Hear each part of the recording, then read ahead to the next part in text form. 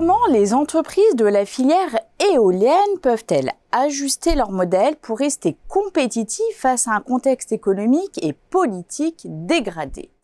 Après avoir bénéficié d'un large soutien public, l'éolien traverse aujourd'hui une phase délicate. Les énergies renouvelables sont victimes d'arbitrages politiques et budgétaires croissants en France comme à l'étranger. Cette inflexion crée des incertitudes majeures, les risques sont tangibles. Gel de projets, retrait d'investisseurs et affaiblissement du tissu industriel. Dans ce contexte, l'enjeu pour les acteurs est clair, réduire leur dépendance aux aides publiques et assurer l'autonomie financière de leurs projets. Les contrats d'achat d'électricité de gré à gré constituent une première réponse. Parallèlement, les opérations de repowering des parcs existants s'avèrent nécessaires pour prolonger leur durée de vie et accroître la production d'énergie.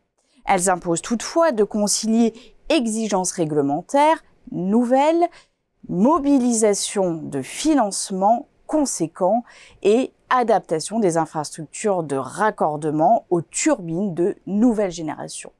Par ailleurs, si le recyclage et l'éco-conception des composants d'éoliennes deviennent la norme, il apparaît essentiel de développer des procédés économiquement viables et de structurer des chaînes de valeur circulaires performantes.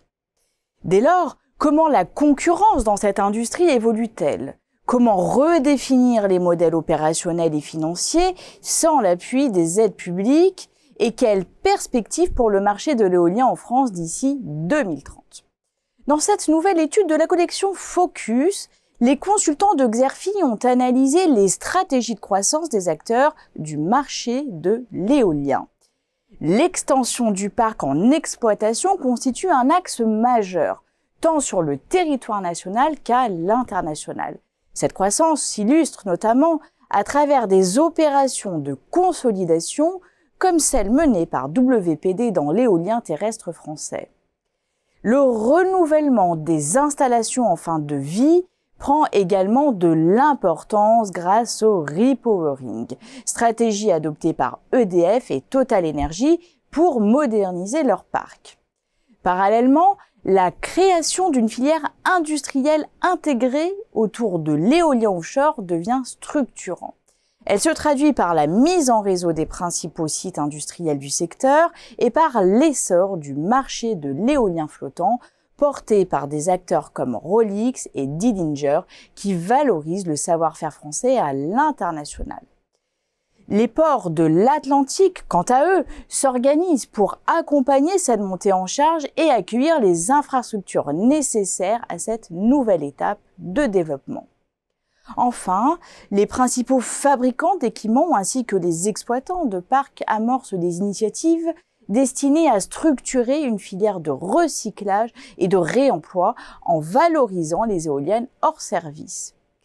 Au-delà de cette analyse sur les stratégies, l'étude offre un décryptage approfondi de 11 acteurs clés, une cartographie complète de la concurrence ainsi que des prévisions détaillées sur l'évolution du marché à l'horizon 2030.